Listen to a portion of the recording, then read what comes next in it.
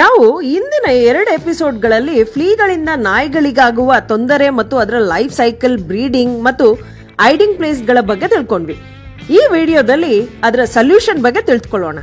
ಅಕಸ್ಮಾತ್ ನೀವು ಒಂದು ಫ್ಲೀ ನೋಡಿದ್ರೆ ಅರ್ಥ ಮಾಡ್ಕೊಳ್ಳಿ, ಇನ್ನು 100 ಬಚ್ಚಿಟ್ಕೊಂಡಿದ್ದಾವೆ, ಆಲ್ರೆಡಿ ಅದರ ಬ್ರೀಡಿಂಗ್ ಸೈಕಲ್ ಶುರು ಆಗಿದೆ ಅಂತ ಅರ್ಥ. ಈ ವಿಡಿಯೋನ ಕಂಪ್ಲೀಟ್ ಆಗಿ ನೋಡಿ. ಒಂದು ವೇಳೆ ಇಂದಿನ 2 ಫ್ಲೀ ಎಪಿಸೋಡ್ ನೋಡಿಲ್ಲ ಅಂದ್ರೆ ದಯವಿಟ್ಟು ಅದನ್ನ ನೋಡಿ, ಯಾಕೆಂದ್ರೆ ಅವಾಗ್ಲೇ ಈ ಸೊಲ್ಯೂಷನ್ಗೆ 100% ಎಫೆಕ್ಟ್ ಸಿಗೋದು.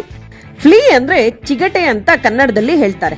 ನಾಯಿಗಳಲ್ಲಿ ಫ್ಲೀಗಳು ಹೆಚ್ಚಾಗಿ ಕಂಡು ಬಂದ್ರೆ ನೆಕ್ಸ್ಗಾರ್ಡ್, ಬ್ರೊವೆಕ್ಟೋ, ಸಿಂಪಾರಿಕಾ ಎನ್ನುವ ಒಂದು ಟ್ಯಾಬ್ಲೆಟ್ ನಾಯಿಗೆ ತಿನ್ಸಿದ್ರೆ ಸಾಕು, ತಿಂಗಳಾನ್ಗಟ್ಲೆ ಎಲ್ಲ ಸ್ಟೇಜ್ಗಳ ಫ್ಲೀಗಳು ಸಾಯುತ್ತೆ. ಆದ್ರೆ ಅತಿ ಹೆಚ್ಚಿದ್ರೆ ಮಾತ್ರ ಈ ಮಾತ್ರೆ ಬಳಸಿ, ಇದರಿಂದ ಸೈಡ್ ಎಫೆಕ್ಟ್ಸ್ ಗಳು ಕೂಡ ಇದೆ. ಫ್ಲೀಗಳು ಕಚ್ಚಿದ ಜಾಗದಲ್ಲಿ ಸ್ವಲ್ಪ ಅಲೋವೆರಾ ಜೆಲ್ ಅಥವಾ ತೆಂಗಿನ ಎಣ್ಣೆನ ಹಚ್ಚೋದ್ರಿಂದ ನಾಯಿಗಳಿಗೆ ಕೆರೆತ ಕಡಿಮೆ ಆಗಿ ತಂಪೆನಿಸುತ್ತೆ ಹಾಗೂ ಸ್ವಲ್ಪ ಮಟ್ಟಿಗೆ ಫ್ಲೀಗಳು ದೂರ ಇರುತ್ತೆ. ಮತ್ತೆ ದಿನಾಲೂ ಫ್ಲೀ ಕೂಂಬನ್ ಬಳಸಿ ನಾಯಿನ ಬಾಚಿ ಕೂಂಬನ್ನ ಸೋಪ್ ವಾಟರ್ ನಲ್ಲಿ ಹಾಕಿ ಆದಷ್ಟು ಫ್ಲೀಗಳು ಮತ್ತು ಮೊಟ್ಟೆಗಳು ಅದರಲ್ಲಿ ಸಾಯುತ್ತೆ. ವಾರಕ್ಕೊಮ್ಮೆ ಆದ್ರೂ ನಾಯಿಯ ಬೆಡ್ ಅಥವಾ ಮ್ಯಾಟ್, ಅದರ ಟಾಯ್ಸ್ ಗಳನ್ನ ಬಿಸಿ ನೀರು ಮತ್ತು ಬೇಕಿಂಗ್ ಸೋಡಾ ಅಥವಾ ಡಯಾಟಿಮಿಷಿಯಸ್ ಅರ್ತ್ ಇಂದ ತೊಳೆಯಿರಿ. ಇದರಿಂದ ಆದಷ್ಟು ಮೊಟ್ಟೆ, ಫ್ಲೀ, ಲಾರ್ವೆ, ಪ್ಯೂಪೆಗಳು ಸಾಯ್ತವೆ.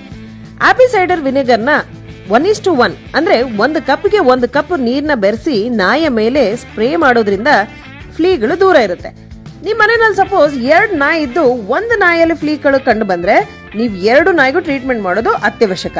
ನಾಯಿಗಳಿಗೆ ಫ್ಲೀ ಕಾಲರ್ ಇದೆ, ಆನ್ಲೈನ್ ನಲ್ಲಿ ಸಿಗುತ್ತೆ ಹಾಗೂ ಪೆಟ್ ಶಾಪ್ ಗಳಲ್ಲೂ ಸಿಗುತ್ತೆ. ಇದನ್ನ ಹಾಕೋದ್ರಿಂದ 8 ತಿಂಗಳವರೆಗೂ ನಾಯಿಗಳನ್ನ ಫ್ಲೀಗಳಿಂದ ದೂರ ಇಡಬಹುದು.